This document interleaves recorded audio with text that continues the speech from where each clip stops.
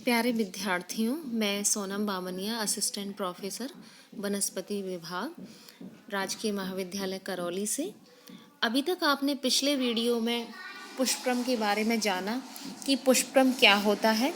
पुष्पक्रम एक विशेष प्रकार की शाखा होती है जिस पर पुष्प लगे होते हैं। यह 3 प्रकार के होते हैं: असीमाक्षी प्रकार, ससीमाक्षी प्रकार और विशिष्ट प्रकार। इससे पहले विशिष्ट प्रकार और असीमाक्षी प्रकारों को आप पढ़ चुके हैं। इस वीडियो में मैं आपको ससीमाक्षी पुष्पक्रम और उसके प्रकारों के बारे में बताऊंगी। हमने ये जाना था कि असीमाक्षी जो पुष्पक्रम होता है, इसमें पुष्पक्रम की जो अक्ष है वो सतत बढ़ती जाती है और इसमें एक्रोपिटली क्रम में पुष्प उत्पन्न होते हैं और ये जो पुष्पक्रम की जो अक्ष है वो खत्म नहीं होती है, असीमित वृद्धि वाली होती है। लेकिन बहुवर्धीय या ससीमाक्षी पुष्पक्रम, जिसको हम साइमोस या डेफिनिट इन्फ्लोरेसेंस कहते हैं, ये उससे जस्ट विपरीत होता है, बिल्कुल विपरीत होता है, क्योंकि इसमें पुष्पक्रम एक पुष्प में ही खत्म हो जाता है। इसलिए पुष्पक्रम की जो वृद्धि है वो निश्चित होती है और अग्रस्त पुष्प, आगे वाला जो फूल है वो सबसे पुराना होता है और शाखाएं इस पुष्प के नीचे से निकलती हैं। इन शाखाओं की अग्रस्त कलिकाएं भी पुष्प में रूपांतरित हो जाती हैं। इसी कारण से यह मुख्य अक्ष की तरह व्यवहार करती हैं। इसलिए पुष्प बेसिपेटलस ऑर्डर में उत्पन्न होते हैं, जबकि असीमाक्षी पुष्पक्रम में एक्रोपीटल ऑर्डर में उत्पन्न होते थे। और इसमें जो अपकेंद्री क्रम है उसमें ये पुष्प खिलते हैं। इसमें केंद्रीय पुष्प पहले खिलते हैं और परिधीय पुष्प सबसे लास्ट में खिलते हैं। यह पुष्पक्रम भी 3 प्रकार का होता है: मोनोचेजियल और यूनिपेरस साइम यानी एक शाखी बहुवर्धीय, दूसरा द्विशाखी बहुवर्धीय डाइचेजियल और बाइपेरस साइम, और तीसरा बहुशाखी बहुवर्धीय।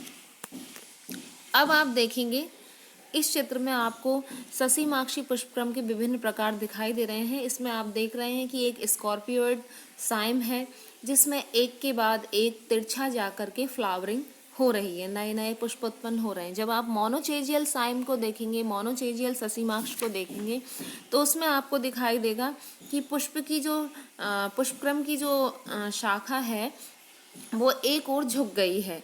जब आप डाइचेजियल को देखेंगे तो आपको दिखाई देगा कि बीच में एक कक्षस्थ कलिका है और दोनों ओर उसमें से शाखन हो रहा है और उसमें से भी फिर से पुनः पुनः पुष्प निकल रहे हैं शाखाओं पर।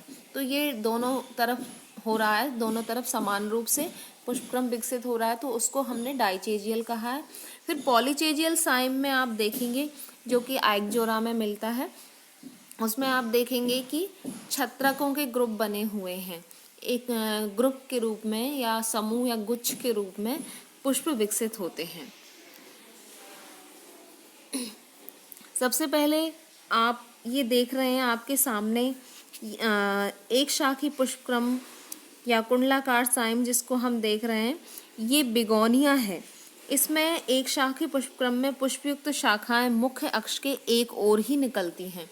आप देखेंगे कि एक तरफ से ही शाखन हो रहा है, दूसरी तरफ से शाखन नहीं हो रहा है, इसलिए यह सीढ़ी नुमा प्रतीत होता है और बिगोनिया इसका बेस्ट एग्जाम्पल है। आप इसके अगली स्लाइड में भी आपको ये दिखाई दे रहा होगा कि ये भी बिगोनिया ही है, जिसमें एक तरफ से ही इसमें शाखन हो रहा है, लेकिन ये डाइचेजियल साइम में आता है।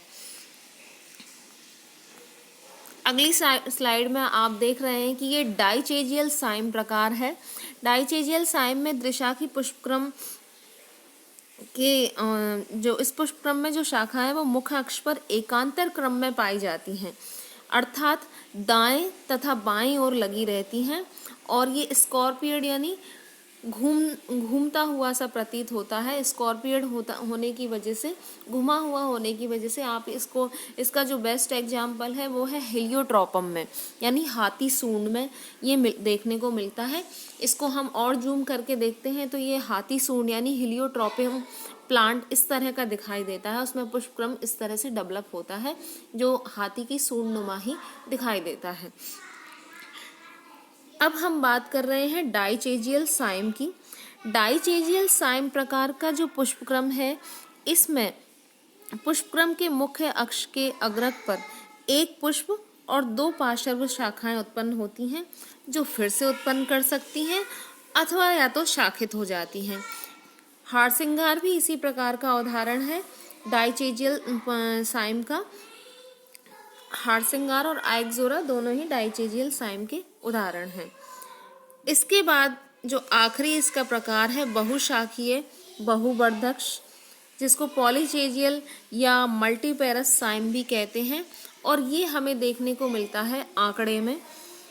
इस तरह के पुष्पक्रम में अग्रस्त पुष्प के नीचे 2 से अधिक शाखाएं उत्पन्न होती हैं और ये शाखाएं या तो पुष्प उत्पन्न करती हैं अथवा पुनः मात्र अक्ष की भांति व्यवहार करती हैं। इस पुष्पक्रम तथा छत्रक में अम्बेल जैसा भ्रम हो जाता है, लेकिन इस पुष्पक्रम में जो केंद्रीय पुष्प है वो पहले खिलता है और बाद वाले जो पुष्प हैं वो बाद में खिलते हैं। तो कैलाट्रोपिस प्रोसेरा इसका बेस्ट एग्जाम्पल है। तो अभी हमने ससीमाक्षी पुष्पक्रम के बारे में पढ़ा, जिसमें आपने देखा कि ससीमाक्षी पुष्पक्रम में जो विभिन्न प्रकार के जो पुष्पक्रम विकसित होते हैं, उनमें एक शाखी बहुवर्धक्ष के तौर पर बिगोनिया और हेलियोट्रोपियम जैसे प्लांट हैं। द्विशाखी यानी डाइचेजियल साइम के तौर पर हमने देखा हारसिंगार और आइक्सोरा जैसे पादप इसके उदाहरण हैं, उनके पुष्प इसके उदाहरण हैं।